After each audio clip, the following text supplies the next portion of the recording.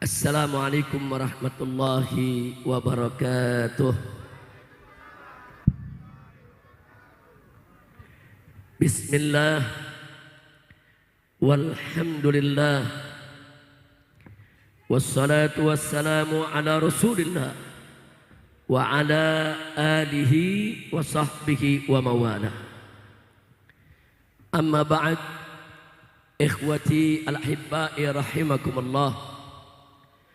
Usikum jami'an wa nafsi bitaqwallah wa bita'ati rasulillahi sallallahu alaihi wasallam. Wa nas'alullah subhanahu wa ta'ala an yaj'alana jami'an minal muttaqin. Amin ya rabbal alamin. Siyadatul habaib asy-syurafa wa sa'adatul ulama'il fudala wa fadilatul umara'il kumarama wa jami'il hadirin wal hadirat al-ahibba'il a'izza rahimakumullah. Setelah puja dan puji kita panjatkan bagi Allah Jalla Jalaluh, setelah salawat dan salam kita sampaikan untuk junjungan Nabi kita tercinta Sayyiduna Muhammad sallallahu alaihi wasallam, maka pada kesempatan yang penuh kebahagiaan dan keberkahan ini, tidak lupa saya sampaikan apresiasi, penghargaan dan ucapan terima kasih kepada segenap panitia penyelenggara yang telah bekerja keras, mengorbankan waktu, tenaga, materi saudara untuk mensukseskan acara ini. Wabil khusus kepada guru kita tercinta, yaitu Al-Muhtaram Al-Mukarram Al-Habib Zain bin Umar Al-Attas hafizahullah ta'ala wa ra'ah. Dan hadir bersama kita di sini begitu banyak habaib. Ada Habib Hamid bin Abdullah Al-Kaf, ada Habib Alwil Attas, ada Habib Muhammad bin Husain Attas, masih banyak lagi yang lainnya, dan kiai juga tidak sedikit yang hadir bersama kita di sini.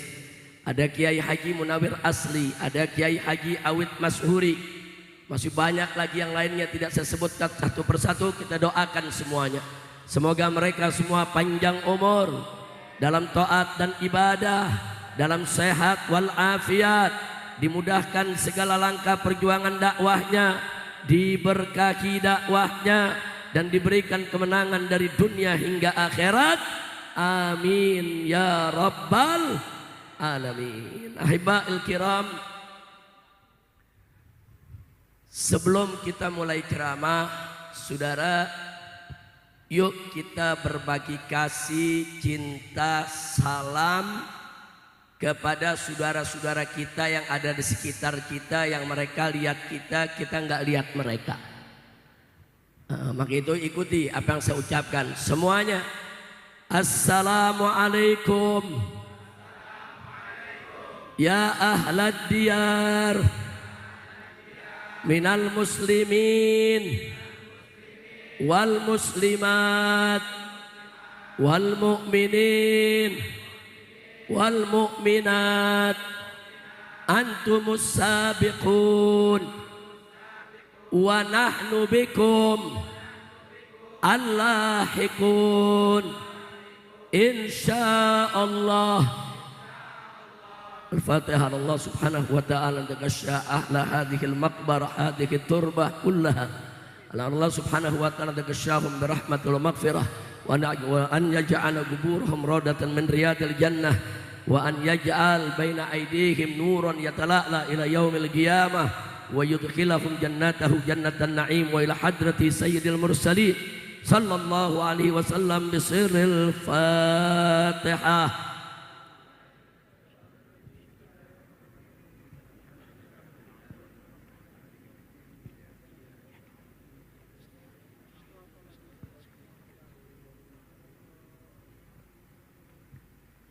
Taqabbalallahu minna wa minkum wa taqabbal ya karim. Hadirin wa hadirat rahimakumullah.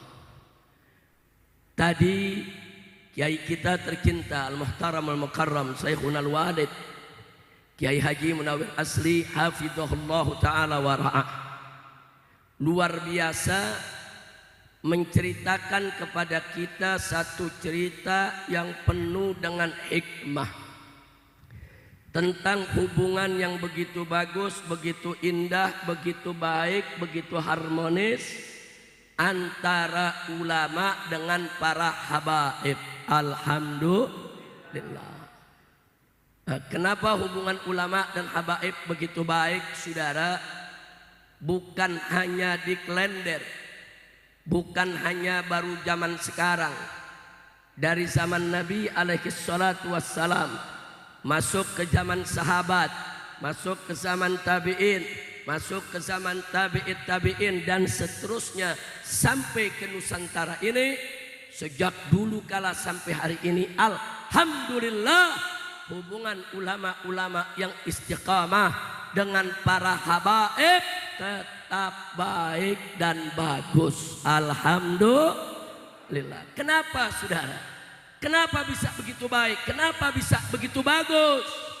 Karena ada tuntunan dari Nabi alaihi salatu wassalam. Bahkan ada taujih Qur'ani, ada arahan dari Allah subhanahu wa ta'ala di dalam Al-Quranul Karim.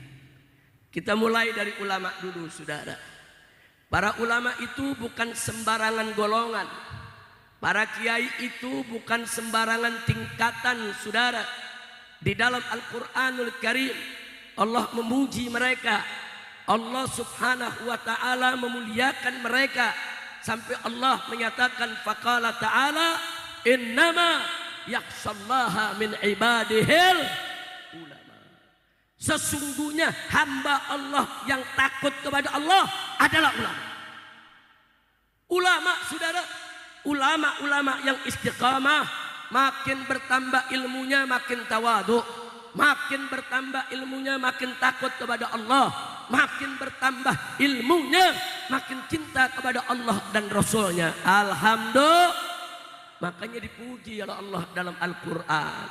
Jadi jangan sembarangan dengan ulama, jangan sembarangan dengan kiai, jangan sembarangan dengan para muallim, jangan sembarangan dengan para tuan guru, saudara.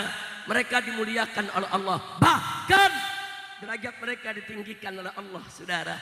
Allah nyatakan dalam ayat yang lain, faqala ta'ala, yarfa'illahu alladhina amanu minkum walladhina utul ilma darajat. Allah tinggikan orang-orang yang beriman di antara kamu.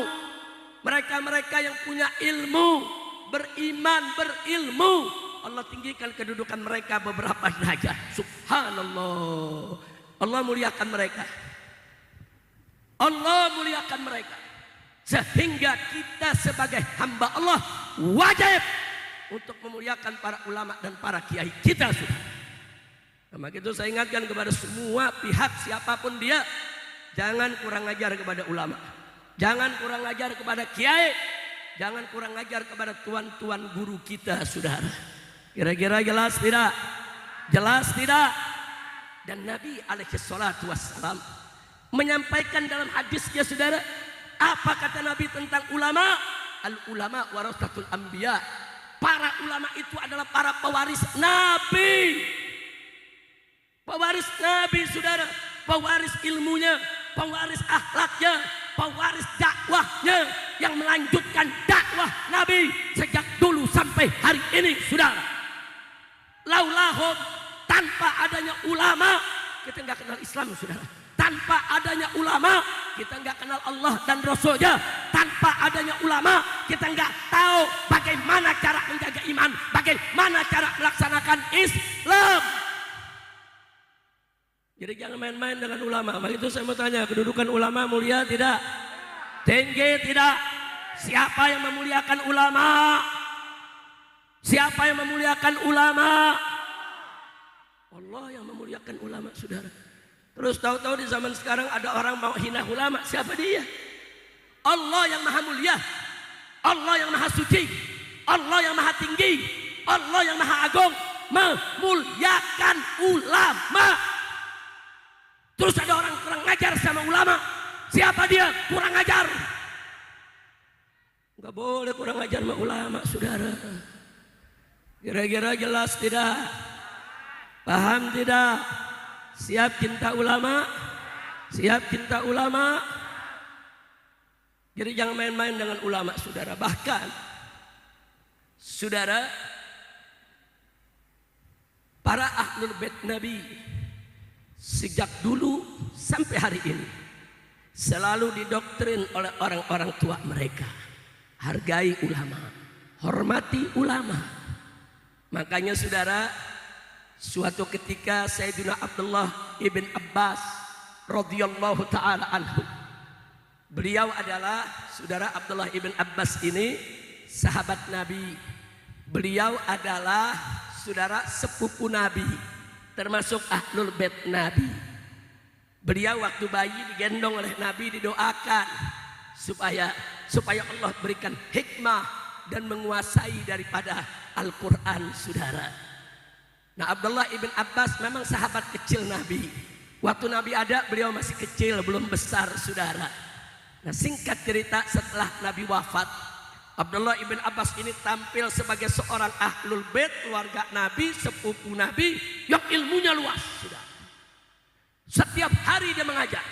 Dan semua ulama dari berbagai disiplin ilmu, saudara, yang mau belajar tafsir datang ke Ibn Abbas, yang mau belajar hadis datang ke Ibn Abbas, yang mau belajar lughah datang ke Ibn Abbas, saudara. Jadi Ibn Abbas ini berkat doa Nabi, saudara, tampil sebagai salah satu ahlul bait Nabi yang luas ilmunya.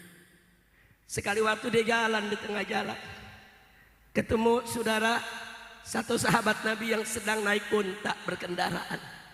Sahabat Nabi ini yang di atas unta Mu'adz, sudah jauh lebih tua dari Abdullah ibn Abbas. Tapi sahabat Nabi ini juga terkenal, dia seorang ulama, saudara, di tengah sahabat.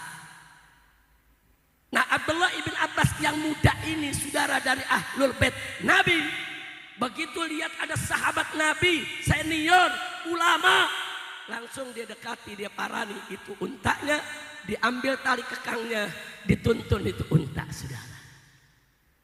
Kemudian sahabat Nabi nggak enak, ya Ibn Abbas, jangan, ya ahlul bait, engkau ahlul bait, kau keluarga Nabi, jangan begitu, aku nggak enak.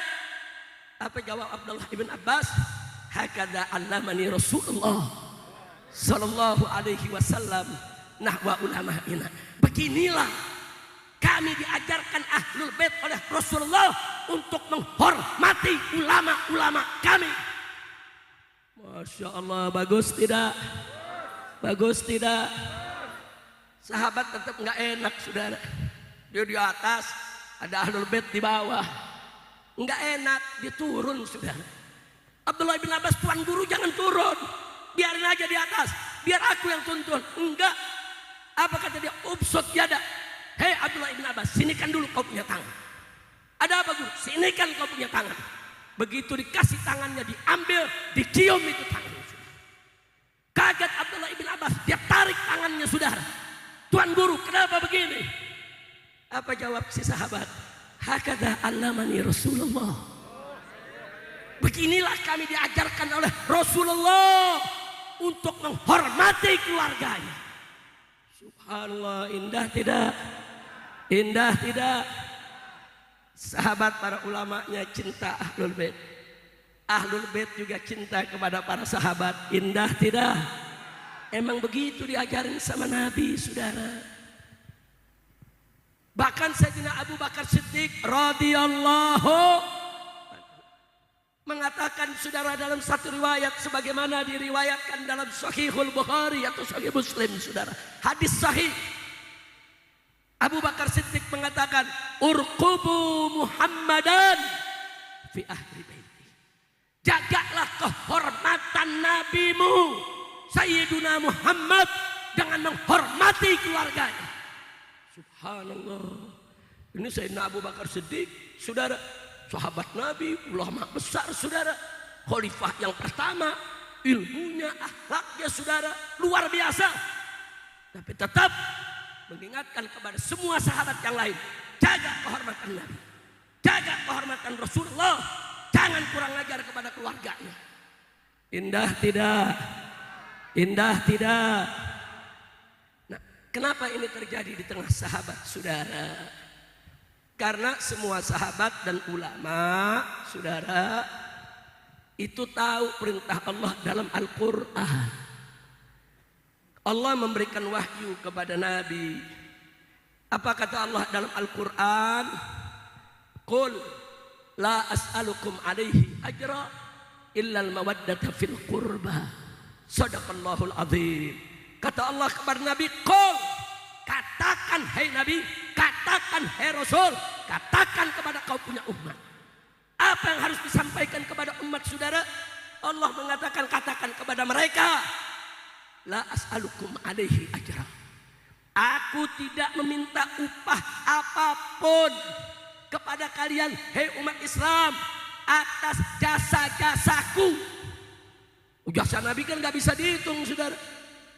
Jasa Nabi membawa Islam kepada kita. Kata Nabi, aku gak minta balasan, aku gak minta upah, illa kecuali al-mawaddata fil qurba, cinta kasih fil qurba. Para ahli tafsir menafsirkan yang dimaksud fil qurba adalah mencintai ahlul bait Nabi. Alhamdulillah. Ayat ini selalu dipegang oleh Ahlus Sunnah wal Jamaah dari dulu sampai hari ini sudah. Maka itu mereka semua cinta kepada ahlul bait. Enggak ada ulama Ahlus Sunnah yang enggak cinta kepada ahlul bait, enggak ada saudara. Enggak ada. Salah satu ciri istimewanya Ahlus Sunnah wal Jamaah, mereka cinta kepada keluarga Nabi kita Muhammad sallallahu alaihi wasallam. Makanya jangan kaget kalau tadi diceritakan saudara oleh Kiai Haji Munawir Asli, saudara hafizahullah taala wa ra'ah, bagaimana dulu hubungan para ulama dengan para kiai, mereka berbagi ilmu, berbagi sanad saudara.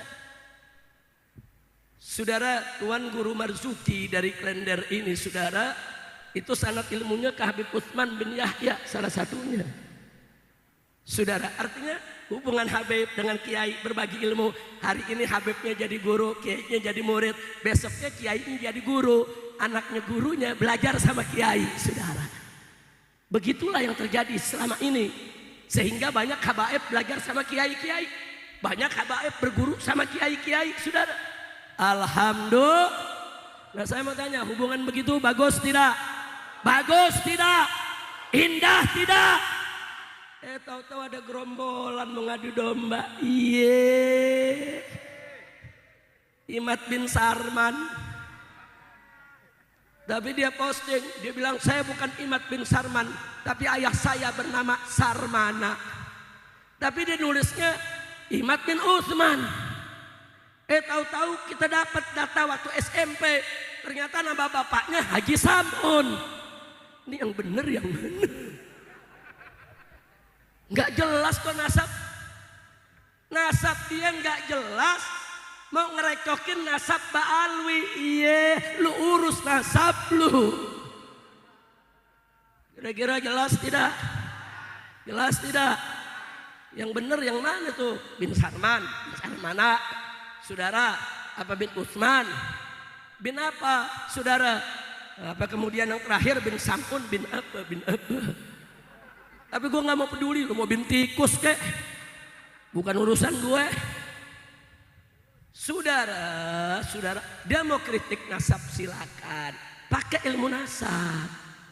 Dia mau kritik nasab silakan, perhatikan pendapat ulama-ulama terdahulu. Saudara, ini nasab Ba'alwi ini, Pak Bu ya, itu bukan hanya sabitun bisyuhra wal istifadah, bukan hanya ditetapkan dengan kemasyhuran, kepopuleran yang sudah turun-temurun di tengah umat. Akan tetapi sebagaimana dikatakan oleh Syekh Ali Jum'ah di Mesir sana beberapa bulan yang lalu, saudara, ketika ditanya tentang nasab Ba'alwi, Syekh Ali Jum'ah menjawab bahwa nasab Ba'alwi sabitun bil ijma', bahwa nasab Ba'alwi itu sudah ditetapkan secara sah melalui ijma'. Gak ada ulama Ahlus Sunnah yang kutak-katik itu, saudara, gak ada di seluruh dunia. Bahkan saudara, lebih dari 100 ulama-ulama Ahlus Sunnah wal Jamaah memberikan pernyataan bahwa nasab Ba'alwi, saudara, akurat, sah. Nggak ada ulama mengatakan tidak sah, saudara. Tapi si Imad jawab, walaupun ulama sedunia mengakui nasab Ba'alwi, saya tetap tidak mengakui. Kadal kebon. Itu namanya bukan mau dialog kalau begitu, betul? Kalau dialog itu, saudara, seperti Imam Syafi'i, saudara mengatakan, saya senang berdialog dengan orang.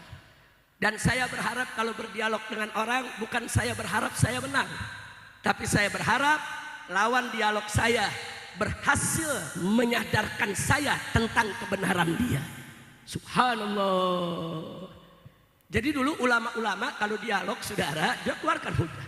Ulama lain keluarkan hujah. Mana hujah terkuat itu yang diambil, saudara. Bukan pokoknya. Ini kan pokoknya namanya. Walaupun ulama subuhnya mengakui, saya pokoknya nggak mengakuin. Ini kalau begini lu diskusi sama kebo. Yang nggak bisa jawab, betul, betul, betul. Ada yang nanya saya, Habib, kenapa ini Imad begini modelnya? Saya juga bingung. Saya pelajari kenapa ya, kok ada makhluk seperti ini. Saya pelajari, saya mau tahu sudah. Selidik punya selidik, ini muridnya siapa? Oh, ternyata gurunya yang bisa ngomong sama semut. Ya pantas gurunya edan, muridnya sablang. Lu tahu yang bisa ngomong sama semut? Makoni lakoni, makoni lakoni. Lu ngomong makoni lakoni doang. Masya Allah, kacau tidak? Kacau tidak? Emang di zaman-zaman kacau, sudah. Ini zaman mau bukti, betul.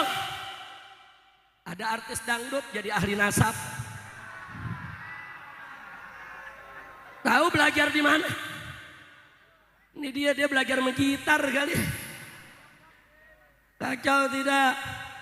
Udah gitu pakai ceramah jadi mufti. Saya hakul yakin bahwa nasab Ba'alwi batal, unyil. Udah kacau gak? Kacau tidak? Ada lagi yang lebih kacau. Pakar ikan nila ngakut pakar ahli nasab. Dia bilang dia ahli DNA, dia mau selidiki DNA nasab Ba'alwi. Dia sebetulnya bukan pakar DNA, pakar ikan nila. Lu tahu ikan nila? Saya bingung kok pakar ikan nila biasa nasab, bicara DNA. Oh, dia mau selidiki DNA-nya ikan nila. Udah kacau, udah segitu aja ceramahnya ya. Udah lanjut. Betul. Terus sampai pagi. Lu pikir layar tancap? Yang di dalam kuburan protes ntar lo. Kalau nggak lu pulang pada kesambat lo. Jangan malam-malam, kan kita udah kirim salam, kita baca Fatihah, lu jangan ganggu sampai pagi. Yang dalam kubur juga bingung, tuh orang pada nggak pulang, ngapain sih?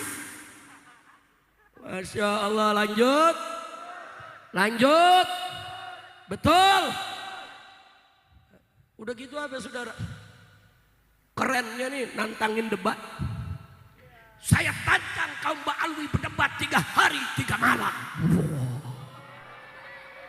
Keren. 3 hari 3 malam. Habib Hanif ngelapor, saya punya mantu, saudara, anak menantu.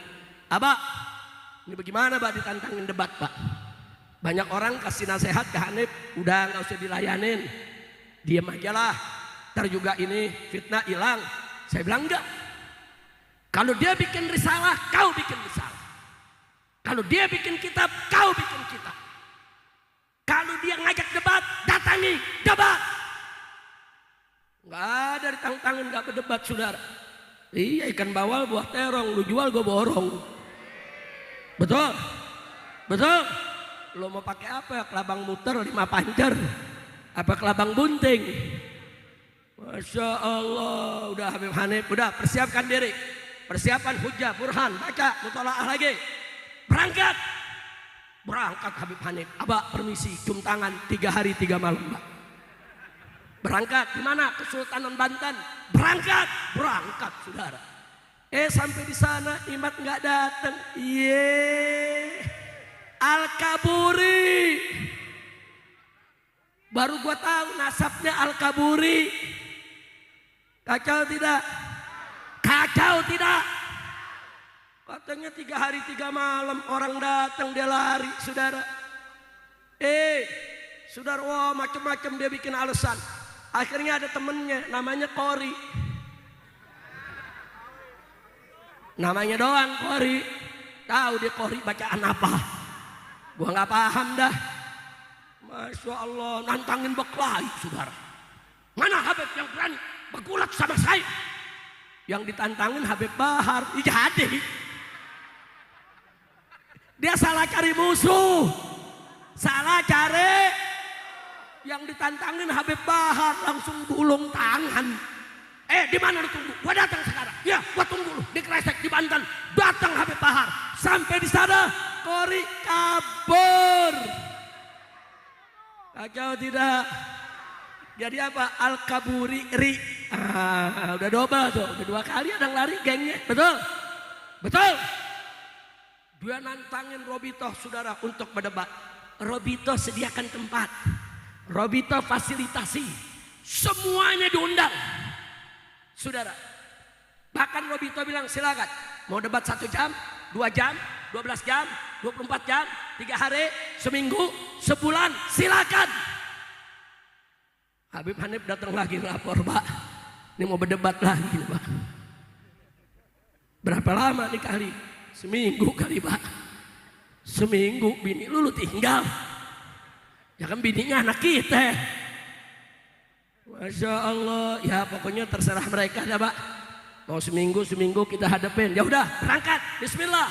Cium tangan, bolak-balik, berangkat, saudara. Jam 8 pagi udah ada di Robito. Ditungguin. Siang, sore, malam, sampai 12 jam gak datang. Si Imat bergerombolannya kabur lagi. Lu bisa gak sih ngomong ye? Lu ye-nya yang sedap dong. Coba-coba. Kurang panjang. Takbir. Orang Betawi paham ye gak sih? Gue dulu masih kecil nih, main gundu sama temen. Saudara, begitu main gundu kita kalah, kan kita kesel. Begitu kita kesel, kata temen yang menang, itu sakit hatinya dalam. Sampai gue gede, gue gak lupa. Sampai sekarang nih gue di atas mimbar, gue gak lupa. Ambil tuh temen, saudara. Udah kita kalah main gundu pakai di Makanya orang Betawi kalau bilang itu tuh udah dalam banget tuh. Sakit hatinya, betul. Makanya lo latihan ngomong ayo rame-rame. 1, 2, 3. Kurang panjang. Kurang kencang. Yang dikubur bingung, tuh orang pakai bahasa apa? Kita nggak kalah sama Mama Gufron, dia bahasa semut, kita bahasa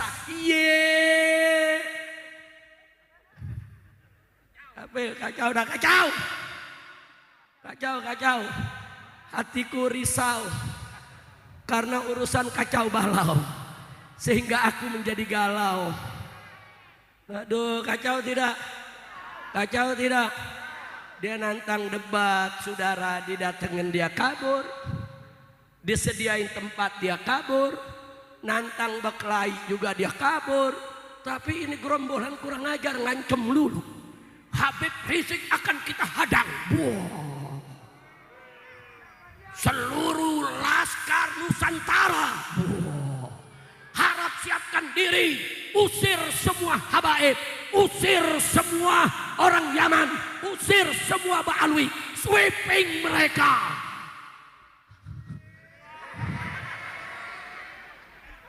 Habib Alwi mau di sweeping, Beb buru-buru pulang, Beb mau di sweeping, Beb. Kacau tidak? Saya dari dulu sama FPI tukang sweeping. Sweeping bandar narkoba, sweeping germo, sweeping bengkong, sweeping minuman keras, sweeping maksiat.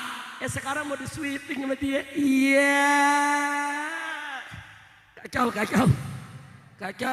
kutil babi. Gue nggak ngomong babi, gue ngomong kutil. Kutil, lu yang ngomong babi. Saudara, enggak sampai di situ. Kami sudah siapkan pasukan berani mati untuk menghadang Habib Rizik di mana saja.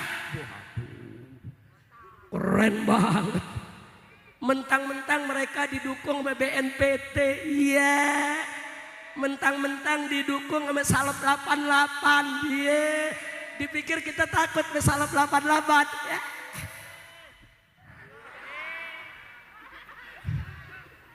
Baginya tadi ditanya sama Habib Hanif, yang begini diamin atau lawan? Diamin atau lawan? Jamaah saya datang, Habib ini bagaimana Habib? Ini udah kelewatan. Dia mau sweeping Habib, dia udah bikin pasukan berani mati. Tenang. Jangan khawatir, jangan panik. Saya mau tanya di sini. Kalau ada pasukan berani mati, nggak ada yang matiin, kesian nggak? Ayo jawab, kesian nggak? Kesian nggak? Nah supaya nggak kesian diapain? Matiin. Makanya saya bikin pasukan berani matiin.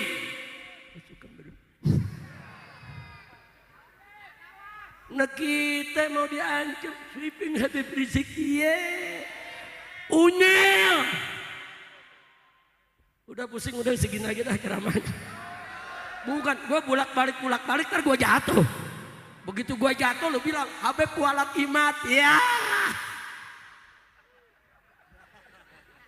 Herannya orang begini masih panjang umurnya.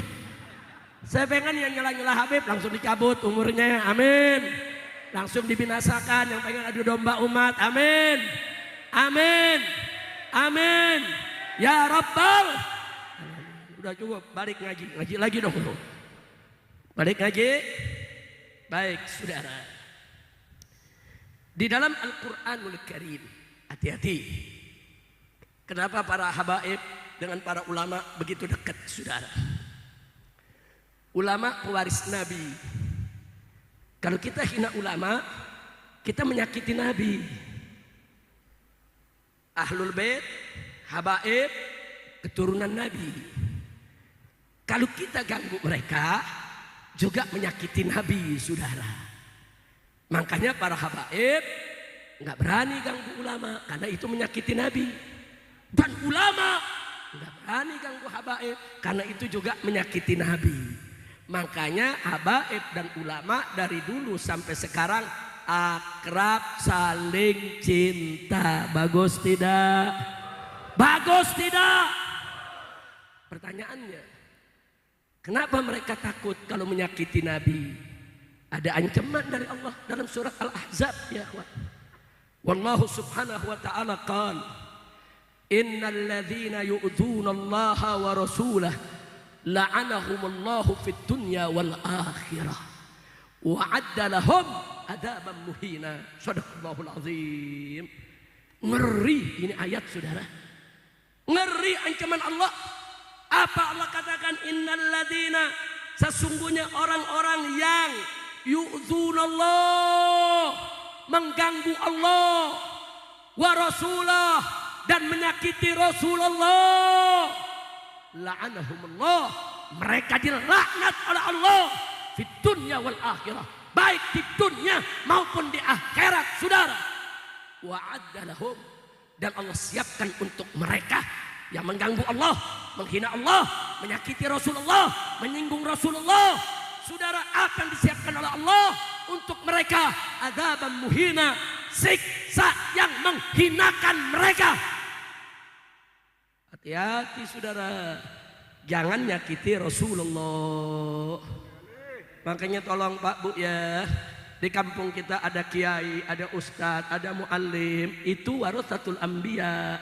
Itu pewaris Nabi, jangan disakiti.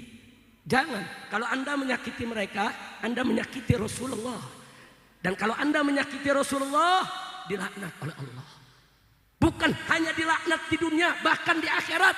Dan Allah siapkan siksa yang pedih untuk mereka. Na'udzubillah min. Begitu juga keluarga Nabi. Jangan kau hina. Jangan. Baik keluarga Nabi yang sudah kembali kepada Allah maupun keluarga Nabi yang masih bertebaran di atas muka bumi ini, saudara. Bahkan, maaf Pak Bu ya, saya pernah menasehati beberapa orang Wahabi yang punya pendapat ibu bapak Nabi masuk neraka. Kalau Ahlus Sunnah wal Jamaah, saudara, sepakat ibu bapak Nabi min ahlil fatrah.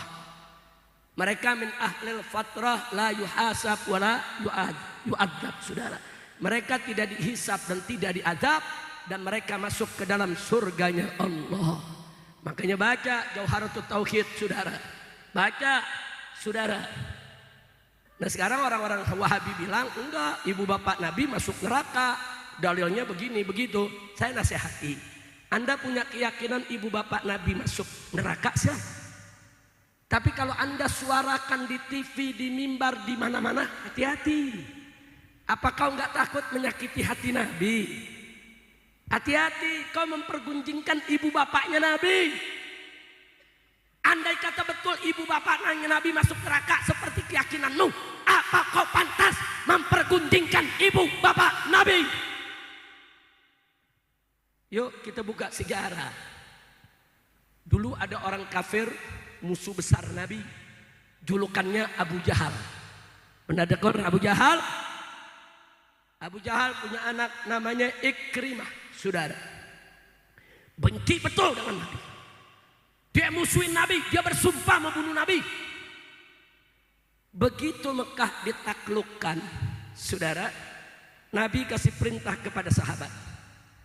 Yang masuk ke Masjidil Haram, aman, jangan diganggu. Yang masuk ke rumah mereka, aman, jangan diganggu. Yang masuk ke rumah Abu Sufyan, aman, jangan diganggu. Tapi yang coba-coba melawan, habisi. Nah kemudian ada Nabi kecualikan. Kecuali ada beberapa orang, walaupun dia gelayutan di kain Ka'bah tetap bunuh. Salah satunya Ikrimah putra Abu Jahal, saudara. Kalau ketemu ini orang di mana saja, walaupun gelayutan di Ka'bah, bunuh, kata Nabi. Singkat cerita, Mekah ditaklukkan. Para sahabat menguasai Mekah, saudara. Ikrimah tahu kalau dia sudah divonis mati oleh Nabi, saudara, dia melarikan diri lewat belakang keluar dari kota Mekah menuju pinggir laut Jeddah saat ini, saudara. Tapi istrinya tidak ikut lari, saudara. Istrinya datang ke Nabi masuk Islam. Singkat cerita, istrinya datang ke Nabi, ya Rasulullah, aku tahu kesalahan Ikrimah, ya Rasulullah. Aku tahu Ikrimah punya kesalahan besar, dan aku tahu kalau kau sudah vonis Ikrimah untuk dibunuh, aku punya suami, ya Rasulullah. Tapi aku mau tanya, ya Rasulullah, kalau suamiku masuk Islam bagaimana? Kalau suamiku masuk Islam bagaimana? Apa masih dibunuh juga? Saudara, akhirnya Nabi menyampaikan, saudara, kepada orang-orang kafir yang mau masuk Islam, al-Islamu yajubbu ma qablah. Islam itu menghapus dosa masa lalu, saudara. Siapa saja orang kafir, walaupun dia punya dosa seluas lautan setinggi gunung, tapi begitu dia masuk Islam, selesai, semua dosanya diampuni, saudara. Indah tidak Islam? Indah tidak Islam? Nah terus dia sampaikan, baik ya Rasulullah, izinkan aku untuk keluar dari Mekah mencari suamiku. Kalau suamiku mau masuk Islam, aku bawa kemari, tapi jamin gak dibunuh ya Nabi. Karena takut sahabat-sahabat Nabi kan lagi cariin, saudara.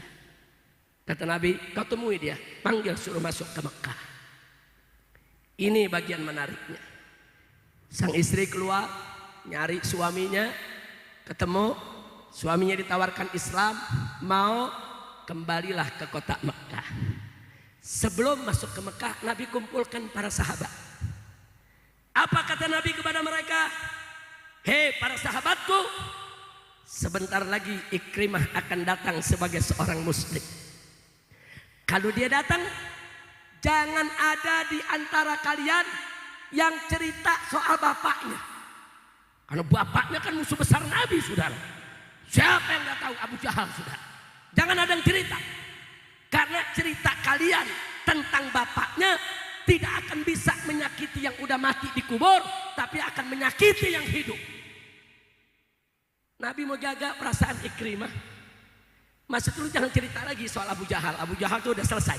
Jangan cerita lagi depan anaknya. Ini anaknya mau masuk Islam, jangan sampai hatinya terluka. Nabi sampai begitu mau jaga perasaan sahabat, saudara. Padahal ini baru masuk Islam, saudara. Nabi jaga. Pokoknya dia datang masuk Islam, stop. Jangan cerita jelek bapaknya, jelek Abu Jahal di depan anaknya. Saya tanya, akhlak Nabi indah tidak? Bagus tidak? Untuk apa Nabi larang? Supaya enggak menyakiti hati muslim, saudara. Akhirnya Ikrimah masuk. Semua sahabat hanya melihat, saudara. Enggak ada yang mengganggu karena Nabi udah kasih tahu. Dan enggak ada yang berani cerita soal Abu Jahal, saudara. Semua tutup mulut, mengikuti perintah Nabi. Dia masuk Islam, saudara, di hadapan Nabi. Nah, kemudian dia belajar soal Islam dan dia dalami Islam, dia beramal, bahkan akhirnya menjadi pejuang Islam, saudara. Dialah salah satu sahabat yang berjasa perang melawan nabi palsu, saudara, Musailamah Al-Kadzdzab. Sebelum pasukan Khalid bin Walid datang, pasukan dia yang datang menerjang perang dengan puluhan ribu orang-orang murtad, pengikut nabi palsu. Itu Ikrimah, saudara. Nah, saya nggak melanjutin kita Ikrimah. Perhatikan baik-baik. Abu Jahal kafir, pasti masuk neraka. Jelek ceritanya. Anaknya masuk Islam. Nabi nggak kasih sahabat, jangan cerita depan anaknya. Jangan. Nanti kesian Ikrimah perasaannya. Nah, sekarang kita kembali zaman sekarang, saudara. Ibu bapak Nabi itu orang tua Nabi. Yang melahirkan Nabi, saudara. Yang ulama ahlus sunnah sepakat bukan kafir. Tapi ada segelintir ulama yang bilang, saudara, masuk neraka. Terus gara-gara yang segelintir, dia mau teriak-teriak di atas mimbar, ibu bapak Nabi kafir, ibu bapak Nabi musyrik, ibu bapak Nabi masuk neraka jahanam, kurang ajar. Dia tidak menghargai perasaan umat Islam yang mayoritas, yang cinta kepada Nabi, yang cinta kepada ibu bapaknya, yang cinta, saudara, kepada keluarga Nabi Muhammad sallallahu alaihi wasallam. Saya sampaikan kepada orang-orang Wahabi, kalimat kalian itu di atas mimbar bukan hanya menyakiti nabinya, menyakiti semua yang dengar. Apa enggak ada cerita lain? Oh, dia punya jawaban begini, enggak Habib, kita kan cuma mau kasih contoh. Walaupun itu keluarga Nabi, tapi kalau nggak dapat hidayah nggak bakal masuk Islam. Saya jawab, kan ada contohnya Abu Lahab. Kenapa mesti ibu bapak Nabi? Kan ada Abu Lahab bisa jadi contoh. Yang Allah sudah nyatakan dalam Al-Quran, tabbat yada Abi Lahab wa tab. Itu aja jadikan contoh Abu Lahab.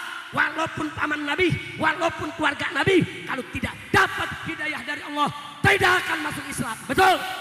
Cukup. Itu Abu Lahab disepakati. Ada ayat Qur'annya. Kenapa harus bicara ibu bapak Nabi? Saudara, yang di Quran tidak ada, di hadis ada perbedaan pendapat. Udah gitu saya sampaikan kepada para Wahabi, kalau kau ceramah di Saudi, ibu bapak Nabi itu masuk neraka, nggak ada masalah. Di sono negeri Wahabi. Tapi kalau kau ceramah di Indonesia, di atas mimbar mengatakan ibu bapak Nabi masuk neraka, ditimpukin lo sama jamaah. Betul? Betul? Kira-kira jelas tidak? Kalau Nabi menjaga perasaan Ikrimah, jangan ceritakan soal bapaknya, saudara. Maka kita wajib jaga perasaan Nabi. Jangan mempergunjingkan ibu bapak Nabi. Betul? Bahkan untuk orang-orang Syiah yang suka memperguntingkan istri Nabi Aisyah dan Hafsah, yang suka memperguntingkan para sahabat Nabi, jaga perasaan Nabi. Kalau kau memang tidak suka, itu urusanmu. Tapi kau menceritakan memperguntingkan sahabat, memperguntingkan istri Nabi, memperguntingkan keluarga Nabi, pasti itu akan menyakiti perasaan Nabimu. Sama tanya yang ada di sini, saudara, kalau istri kita diceritain sama orang, marah gak? Sakit gak? Jangan kata istri soleha, walaupun istri kita nggak benar, kita nggak terima orang ceritain, betul? Betul? Apalagi kalau istrinya soleha, betul? Apa Nabi suka kalau istrinya diceritain? Apa Nabi suka kalau istrinya dipergunjingkan? Apa Nabi suka kalau Sayyidina Abu Bakar, Umar, Utsman dan lain sebagainya ada yang mempergunjingkan, kurang ajar? Jadi yang ingin saya sampaikan di sini, saudara, inilah akidah Ahlus Sunnah wal Jamaah. Senangkan hati Nabi, jaga perasaannya, jangan menyakitinya. Karena kalau menyakiti perasaan Nabi, la'anahumullah fid dunya wal akhirah. Allah akan lanat di dunia dan akhirat. Karena itu untuk menjaga perasaan Nabi, satu, saudara, jangan menyebut nama Nabi seenaknya. Jangan sebut Nabi Muhammad, Sayyiduna Muhammad, Nabiyuna Muhammad, Rasulullah. Jangan kalau ceramah Muhammad lahir di Mekah, Muhammad wafat di Madinah, Muhammad kemari, Muhammad ke sono, Muhammad mana lu ngomong? Matukang sayur. Ngomong Nabi Muhammad. Sebutkan Sayyiduna Muhammad. Sebutkan Maulana Muhammad. Atau minimal sebutkan Rasulullah. Jaga ada. Nyebut nama Nabi jangan sembarangan, saudara.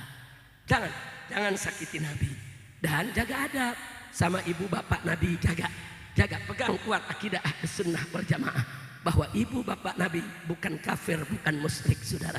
Mereka ahlul fatrah, tidak diperiksa, tidak dihisab dan tidak diadab. Mereka semua akan masuk surga bersama putranya yaitu Sayyiduna Muhammad. Karena Allah memilih Nabi nggak sembarang milih, saudara. Allah pilih Nabi, Allah pilih juga sahabatnya. Allah pilih Nabi, Allah pilih juga istrinya, saudara. Istri-istri Nabi semua pilihan Allah, saudara. Dengan aneka ragam, saudara, kelebihan dan kekurangannya, mereka pilihan Allah untuk menjadi pendamping kekasih Allah. Jaga perasaan Nabi, jangan suka cerita-cerita jelek soal istri Nabi. Begitu juga soal para sahabat Nabi. Kira-kira jelas tidak? Jelas tidak? Terakhir, begitu juga tentang nasab keturunannya. Kalau secara fikih sudah sah, secara syuhra istifadah sah, secara ijma sah, jangan diganggu, saudara. Pantas Nabi mengatakan dalam Sahih Muslim, itsnan, saudara, ada dua perkara yang bisa kufrun billah, yang termasuk kufur kepada Allah. Yang pertama adalah at-ta'nu fil ansab, menyerang nasab. Gak boleh kita nyerang nasab orang. Maaf Pak Bu ya, kalau saya bicara nasab, bukan Ba'awi aja yang punya nasab. Bangsa Arab hampir semua punya nasab. Bahkan bangsa Indonesia, di suku-suku tertentu nasab dijaga, saudara. Yang namanya keraton, kesultanan, kesepuhan, saudara, kerajaan di seluruh Indonesia punya catatan nasab. Jangan coba-coba Anda kutak-katik nasab mereka, saudara. Atau kalau Anda ke Sumatera Utara, saudara, Sumatera Utara ada suku Batak, ada suku Mandailing, saudara. Mereka punya kongkol keturunan mereka dari raja-raja mereka, saudara. Semua nasabnya tertulis. Dan mereka punya marga. Ada marga Lubis, ada marga Nasution, ada marga Nenggolan, Panggabean, Panjaitan, Ginting, Siahaan, Siregar, dan lain sebagainya. Itu mereka punya nasab, saudara. Jangan coba-coba Anda hina nasab mereka. Jangan coba-coba mereka Nasution, terus Anda mau ubah menjadi Ginting. Marah mereka, sudah. Kira-kira jelas tidak? Jadi nasab siapapun jangan kita ganggu. Apalagi nasab keturunan Nabi kita Sayyiduna Muhammad Sallallahu Alaihi Wasallam. Nah, karena itu sekarang saya mau tanya semua di sini, mau nyakitin Nabi? Jawab yang keempat, mau nyakitin Nabi? Mau mengganggu Nabi? Mau hibur Nabi? Betul? Yuk kita senangkan Nabi, jangan sakiti saudara. Bagaimana cara menyenangkan Nabi saudara? Cerita yang baik soal ibu bapaknya, cerita yang baik soal istri-istrinya, cerita yang baik soal keturunannya, cerita yang baik saudara soal para sahabatnya, cerita yang baik biar Nabi kita senang saudara. Insya Allah. Kira-kira yang saya sampaikan jelas tidak? Jelas tidak? Terakhir, saya ingin memberikan nasihat. Mudah-mudahan nasihat ini bisa diterima untuk saya khususnya yang pertama. Yaitu yang kedua untuk ulama dan untuk ahlul bait. Untuk ulama saya minta tolong kepada para kiai, tolong Pak Kiai, tolong ajengan, tolong muallim, tolong tuan guru. Kalau ada oknum ba'alwi yang berbuat tidak bagus, berbuat tidak baik, bahkan berbuat maksiat, tolong jangan dibiarkan. Tolong kami para habaib, kalau ada ba'alwi yang gak bagus perilakunya, pegang, nasihati, peringatkan, luruskan, ajak ke jalan yang benar. Tolong. Saya sedih. Ada beberapa orang, saudara, orang baik, kalau ngelihat ada oknum ba'alwi berbuat tidak baik, saking cintanya dia sama keluarga Nabi, saking ikhtiramnya kepada Nabi, dia nggak berani tegur. Habib, kami nggak berani tegur Habib. Kami takut su'ul adab sama Rasulullah. Kami takut su'ul adab sama Nabi Allah. Kami nggak berani tegur Habib. Saya kasih pengertian, tolong Pak Kiai. Kalau dia sampai dibiarkan, nanti kejahatannya makin bertambah. Kalau dia dibiarkan, perilaku buruknya akan semakin rusak. Kalau itu terjadi, nanti nama semua habaib jadi rusak.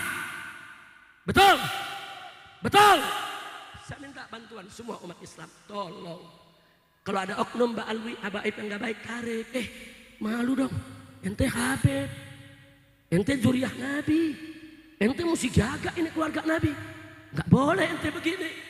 Nah kalau semua umat Islam menasihati begitu, insya Allah habaib akan kembali semuanya ke jalan yang benar sudah. Tuh oknum-oknum yang rusak, insya Allah semua akan kembali ke jalan datuknya Nabi Yuna Muhammad Sallallahu Alaihi Wasallam. Setuju tidak? Setuju tidak? Nah sekarang yang kedua, kepada para habaib. Saya minta tolong kepada para habaib, baik yang jadi guru maupun yang bukan guru, pada kaum ba'alwi. Tolong jaga sikap, jaga perkataan, jaga perbuatan. Kenapa? Saat ini fitnah sedang hebat. Sedikit saja ba'alwi melakukan kesalahan, direkam, disebar, diekspos, dan yang diserang semua habaib. Hati-hati saudara, hati-hati. Sampai artis dangdut berani bersumpah, wallahi demi Allah, saudara, dia berani bersumpah. Saya ditelepon oleh Rabithah Alawiyah. Rabithah Alawiyah menawarkan nasab, cukup saya bayar. Saudara, kalau ada telepon begitu, cek dulu ke Rabithah. Apa betul? Atau ada orang yang catut nama? Kalau per telepon bisa catut nama tidak? Cek dulu dong, jangan langsung nyalain Rabithah. Terus dia bersumpah, saya tahu itu habaib ba'alwi. Itu sudah ada doktrin di mereka, doktrin sesat. Bahwa seorang ba'alwi itu mau mabok gak apa-apa, mau maksiat gak apa-apa, karena dijamin masuk surga. Hei, dusta kau! Kami dididik oleh orang-orang tua kami, oleh kakek-kakek kami, oleh guru-guru kami, baik dari kalangan habaib maupun dari kalangan kiai. Kami dididik untuk tidak berbuat maksiat. Bahkan kakek saya saudara, dari kecil saya dipanggil, Rezek, ingat ya, ente Habib, ente Sayyid, awas ente maksiat. Kalau ente maksiat, ente bikin malu Nabi, dosa ente double. Dari kecil kita dikasih tahu saudara. Enggak ada guru-guru saya mengatakan, Habib Rezek ente Habib keluarga Nabi, enggak apa-apa ente maksiat. Siapa yang ngajarin begitu sudah? Ini dia nih. Artis dangdut ngaji nggak pernah, sebar fitnah. Kacau tidak? Kacau tidak? Kalau ada oknum habaib berbuat maksiat, Jangan habaibnya dihancurkan semua, saudara. Setiap komunitas pasti ada orang tidak baik, betul. Saya mau tanya nih semua, orang Betawi banyakkah yang baik? Jawab yang kompak, banyakkah yang baik? Ada gak yang tidak baik? Kalau ada orang Betawi mencuri, apa boleh dikatakan orang Betawi semuanya pencuri? Boleh tidak? Nggak boleh, saudara. Kalau ada orang Madura, saudara, berbuat jahat, apa boleh kita katakan semua orang Madura penjahat? Boleh tidak? Nggak boleh. Nggak boleh. Itu perilaku oknum, jangan dikaitkan dengan suku dan golongan. Betul? Betul? Begitu juga kalau ada oknum Ba'alwi berbuat jahat, nipu, ngutang nggak bayar, atau apa saja, jangan langsung dipukul rata. Semua Ba'alwi, semua habaib, penipu, kurang ajar. Kira-kira jelas gak? Paham tidak? Jadi nggak ada tuh doktrin Ba'alwi, boleh nyolong, boleh nyuri, boleh zina, dusta. Nggak ada begitu, saudara. Nah, jadi ini yang saya mau sampaikan, saudara. Jadi hati-hati. Maka itu kepada para habaib, tolong para habaib, tolong sekali lagi tolong. Hati-hati. Anda berbuat salah dikit aja salah, itu akan dibesar-besarkan oleh para pembenci. Bahaya tidak? Bahaya tidak? Nah, maka itu kepada para habaib yang nggak pernah ngaji, yang nggak punya ilmu, jangan ceramah. Sebab kalau ceramah nanti kesalahannya makin parah, saudara. Nggak punya ilmu, ceramah berbahaya. Kalau mau ceramah, pastikan dulu ayat Qur'annya, pastikan dulu hadisnya, pastikan dulu hukumnya. Jangan sembarang ceramah di depan umat, saudara. Karena memang kadang-kadang, maaf, kadang-kadang panitia juga yang maksa. Habib, ini kiai umat semua udah ceramah, habaibnya nggak ada, habib aja dia yang ceramah. Ini habib didorong untuk ceramah, padahal dia nggak pernah ceramah, saudara. Nggak boleh. Kira-kira jelas tidak? Jelas tidak? Penutup, saudara. Jadi ada yang ngomong begini, habib itu kan ngetop umatnya banyak, itu karena jualan nasab, karena ngaku-ngaku keturunan Nabi, jadi banyak ngikut. Ini omongan konyol, saudara. Saya mau kasih tahu Anda, saudara, dalam ilmu antropologi dan sosiologi, saudara, ada dua macam status. Yang pertama, status kelahiran. Yang kedua, status pencapaian. Apa itu status kelahiran? Ketika kita dilahirkan dari rahim ibu kita nggak bisa milih mau jadi suku apa. Bisa milih, saudara. Ya Allah, saya mau dilahirkan jadi suku Betawi aja, bisa nggak? Ya Allah, saya mau dilahirkan jadi Habib saja, bisa tidak? Nggak bisa. Itu namanya status kelahiran. Itu udah takdir Allah. Terima, saudara. Jelas tidak? Yang kedua, ada status pencapaian. Seseorang itu dapat tingkatan di tengah masyarakat, dapat jabatan bukan karena kelahirannya, tapi karena usahanya. Yang belajar pintar jadi insinyur, kemudian jadi menteri di suatu departemen. Yang kerja rajin, uangnya banyak, satu saat dia kaya raya dengan perniagaannya. Nah, itu jadi orang kaya, jadi pejabat, itu status pencapaian. Kita mesti berusaha. Termasuk status karisma. Orang punya karisma, pengikut banyak. Itu pencapaian, saudara. Bukan karena kelahiran. Saya buktikan, saudara. Kau dikatakan Habib ini, Habib itu, maju, pengikut banyak karena status dia Habib. Bohong.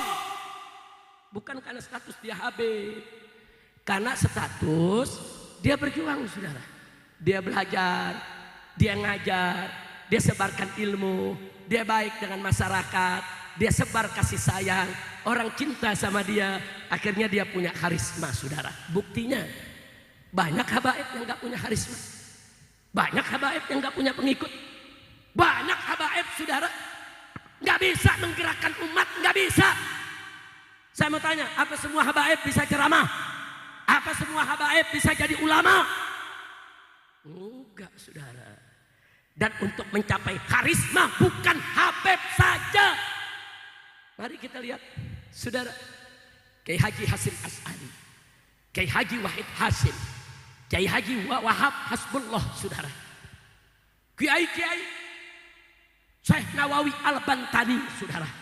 Banyak ulama-ulama, mereka bukan habaib, tapi saudara, mereka punya karisma, bisa menggerakkan jihad, saudara.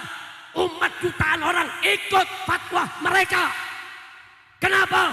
Tapi mereka punya ilmu, mereka ngerti agama, mereka punya akhlak, mereka berdakwah, saudara, sehingga mereka punya status dihormati. Betul? Takbir. Jadi soal status pencapaian bukan Habib aja yang bisa. Betul? Betul? Emang dengan modal Habib lu langsung bisa terkenal? Bisa? Emang dengan modal Habib langsung bisa punya pengikut? Bisa? Nah, bisa, saudara. Karena umat punya hati, umat punya akal pikiran, umat bisa melihat mana yang berjuang, mana yang tidak, mana pejuang, mana pecundang, mana baik, mana buruk. Yang baik akan masuk ke relung hatinya, yang baik akan dicintainya, yang baik akan diikutinya. Betul? Nah, jadi udahlah, nggak usah adu domba, saudara. Habib Kiai diadu domba, enggak. Inna akramakum indallahi, orang yang paling mulia di antara kalian adalah orang yang paling bertakwa kepada Allah. Oh, di antara hadir ada yang nanya, Habib, kami orang Indonesia asli, Betawi asli, bisa jadi wali? Gak bisa. Dan banyak ulama Betawi yang jadi wali Allah, saudara. Siapa bilang tidak bisa, saudara? Wali itu bukan hak prerogatif habaib. Habib banyak yang tidak jadi wali, saudara. Kiai banyak yang jadi wali. Ini bukan soal Habib atau bukan Habib. Ini soal siapa bertakwa, siapa tidak bertakwa, siapa disayang Allah, siapa tidak disayang Allah. Kira-kira jelas tidak? Nah, maka itu kalau sudah jelas begini, saya mau tanya semua, siap bersatu, siap bersaudara, siap cintai Nabi, siap bela Quran, siap ikut kiai, siap bela ulama, siap ikut habaib. Takbir, takbir, takbir. Sallu ala Nabi. Alhamdulillah. Nah, baiklah ya kawan. Akhirnya mudah-mudahan apa yang saya sampaikan pada malam hari ini bisa kita jadikan pegangan kita. Jangan sakiti hati Nabi. Setuju? Anda hina anak cucunya, saudara, hati-hati. Allah akan laknat siapa yang menyakiti hati Nabi. Hati-hati. Mal'un fid dunya wal akhirah. Na'udzubillah min dzalik. Nah, itu saja yang saya mau sampaikan. Saya mau undang nih semua nih. Insyaallah hari Ahad besok tanggal 15 September ba'dal maghrib kita akan zikir sampai Isya. Ba'da Isya mulai maulid, saudara, di Jalan Raya Petamburan. Siap hadir? Siap hadir? Takbir. Nah, tolong semua usahakan bisa hadir di sana, saudara. Hadir bersama-sama kita peringati Maulid Akbar Nabi kita Muhammad Sallallahu Alaihi Wasallam. Setuju hadir ya? Tahu Petamburan? Tahu Petamburan? Tahu? Kalau ada yang nyasar tanya kantor polisi, Pak, Petamburan di mana, Pak? Loh, kok Petamburan, Beb? Karena jenderal-jenderal salah baca. Dia baca Petamburan, dia baca Petampuran. Akhirnya dia baca bawa pancer, bawa pasukan, bawa senjata, Petamburan diserbu. Sampai sono saya nggak ada, yang diturunin balihonya. Iya, Jenderal baliho. Ada gak? Ada gak yang begitu? Ada gak yang begitu? Nah, jadi itu namanya Petamburan, bukan Petempurannya. Apa namanya? Apa namanya? Alhamdulillah, sekarang yang musuh-musuhi ulama, musuhi habaib, saudara, satu-satu lagi diadab oleh Allah. Betul? Betul? Ini saya mau kasih kabar bahagia nih, mau kabar gak? Lu dari tadi dengerin ceramah gue tegang bener lu. Ini saya tutup, jangan sampai pulang tegang nih. Mau kabar gembira gak? Mau gak? Setan sama setan lagi berantem. Alhamdulillah. Setan sama setan lagi berkelahi. Lagi saling buka borok. Lagi saling ngadu ke KPK. Lagi saling ngejorokin temennya ke penjara. Setan sama setan lagi berkelahi. Betul? Betul? Kalau setan sama setan lagi berantem, lu jangan misahin. Jangan ikut campur. Gelar tikar, taruh gelas, minum kopi, nonton. Setuju tidak? Setuju tidak? Saudara, adu domba hukumnya haram. Betul? Betul? Adu manusia apalagi lebih haram. Betul? Adu setan? Adu setan? Adu setan? Wajib. Lu paham wajib gak? Setan sama setan lu adu. Aduh. Sekarang setan sama setan lagi berantem. Setan yang satu ditangkepin. Begitu ditangkepin saudara dua kebingungan. Kok demo ini gak ada yang bantuin? Habib Rizik mana Habib Rizik? Nanyain Habib Rizik, lu kangen? Kacau tidak? Kacau tidak? Saya mau kasih tahu nih partai ini saudara nih. Namanya saya lupa, tapi yang saya tahu lambangnya kayak kebo apa-apa. Lu kok ketawa lo? Ya gua nggak tahu lah, apa kebo, apa keledai, nggak paham dah. Saudara, ini presiden sekarang kan dia yang pilih, betul? Dia yang jagain, betul? Dia yang pada jadi menterinya, betul? Dia yang pada jadi komisaris BUMN, betul? Dia yang dapat duitnya, betul? Sekarang begitu ribut ngajak-ngajak kita, unyil. Udah gitu sekarang apa merasa terdalimi? Kami terdalimi saat ini. Kan 10 tahun lu yang zolim, tolong. Masya Allah. Makanya saya mau tanya sekali lagi, setan sama setan berantem, pisahin jangan. Pisahin jangan. Pisahin jangan. Lu jangan nanya. Enggak, yang ini nanya, Beb setannya siapa? Gue jawab, gue ditangkep. Lu jangan nanya. Lu tahu gak setannya? Tahu setannya? Tahu? Udah jangan nanya. Kalau ada minta bocoran, Beb siapa? Beb, gue kasih tahu, gue ditangkep. Enggak pulang, enggak bertamburan. Begitu gue ditangkep, orang sini nengokin juga enggak. Udah sedih banget dah gue, orang render gak ada nengokin, cuma Habib Zain doang yang nengokin. Lain kali bo. Kalau ada Habib, ada Kiai di penjara tiap pagi kirimin nasi uduk. Iya, malam kirimin nasi goreng, betul? Saya masuk penjara, Pak ya, timbangan saya 70 kilo. Tiap hari makan enak. Keluar dari penjara 89 kilo. Subhanallah, makanya 3 kali makan sehari. Ada yang ngomong, Beb enak dong, emang enak. Nah dikasih makan 3 kali sehari, gratis. Di penjara makan 3 kali sehari gratis. Sarapan pagi gratis, makan siang gratis, makan malam gratis. Jadi kalau di sini ada yang nggak bisa makan nasi, pengen makan nasi, masuk penjara. Allah, lu paham gak? Ada yang nanya apa benar? Kan gua pengalaman. Masya Allah, Bo. Ya udah, ini yang terakhir nih. Saya mau tanya nih, yang kompak nih. Semua siap bersatu, siap bersaudara. Jadi kalau ada yang mau ngadu domba umat, biarkan atau lawan? Biarkan atau lawan? Siap lawan kemunkaran, siap lawan kemaksiatan, siap bela kebenaran, siap tegakkan keadilan. Betul, betul. Kalau dituduh ekstremis, lu jawabnya nggak kompak lu. Kalau orang Betawi bilang bodo amat atau masa bodoh. Kalau orang Sunda, orang Banten bilang sabodo teuing. Kalau orang Jawa Timur, orang Pasuruan bilangnya preketek. Kalau orang Madura, ada orang Madura di sini. Kalau nggak salah lorot itu. Apa ya kalau masa bodoh Madura? Ayo lu jangan malu-malu. Gua kasih duit nih.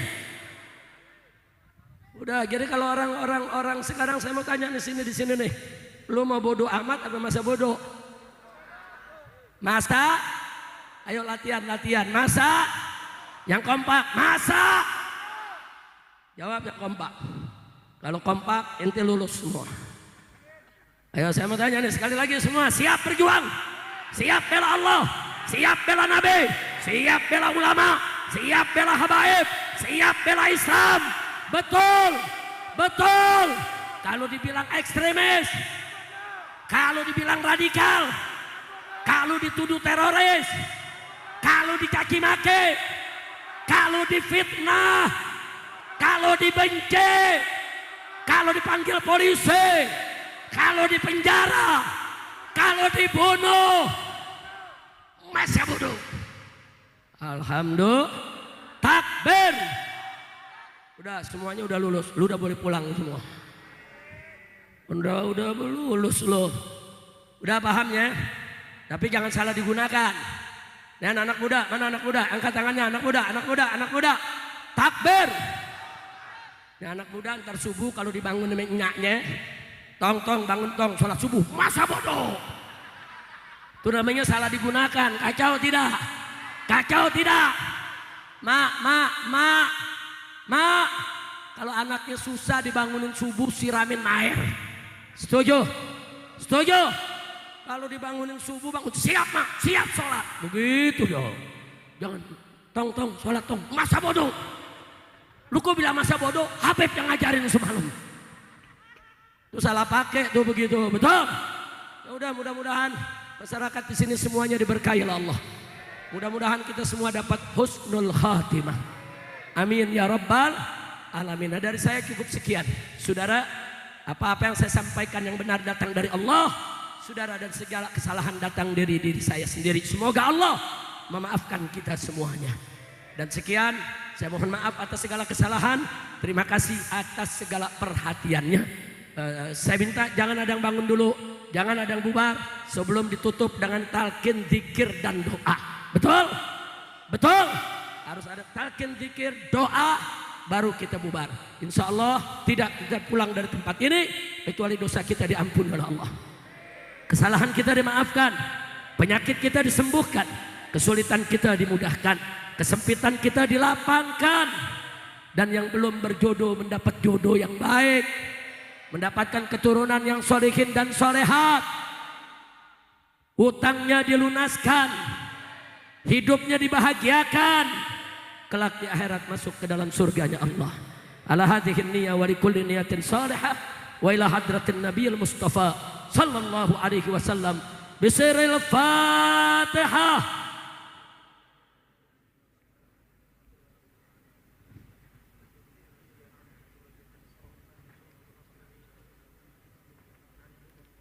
Taqabbalallahu minna wa minkum fataqabbal ya karim. Hadani Allah wa iyyakum ila siratihil mustaqim.